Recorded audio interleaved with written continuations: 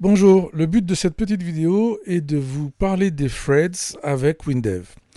Alors qu'est-ce qu'un thread? C'est tout simplement un morceau de programme, du code, qui va s'exécuter en parallèle du code principal de l'application. On peut dire aussi en arrière-plan. Le but principal étant d'exécuter plusieurs actions en parallèle dans un même programme. Un exemple typique d'utilisation des threads pourrait être la réception de messages dans une application de messagerie. On ne va pas bloquer l'application de messagerie pendant que les messages arrivent. Donc typiquement, la réception des messages se fera au travers d'un thread. Alors pour vous illustrer ce à quoi peut ressembler un thread, je vous propose d'ouvrir un petit exemple qui s'appelle les threads tout simplement, que vous trouverez donc en cliquant sur ouvrir un exemple et en tapant thread. Vous ouvrez donc cet exemple, un petit exemple simple sous forme d'une fenêtre unique.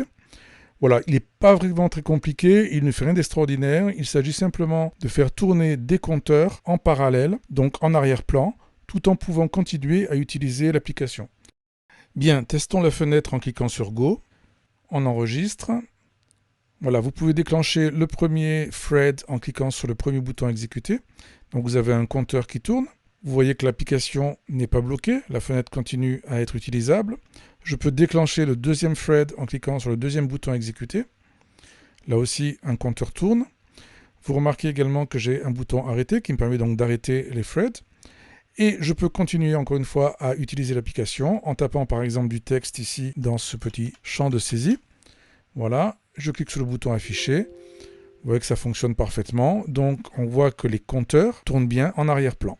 Alors comment est-ce que ça fonctionne? On va regarder le code du premier bouton, simplement. Je fais un clic droit dessus, code. Voilà, vous voyez qu'on utilise une fonction qui s'appelle thread_execute, à laquelle on passe le nom de la procédure à lancer. Cette procédure s'appelle incrémenter. On va regarder son code en appuyant sur F2.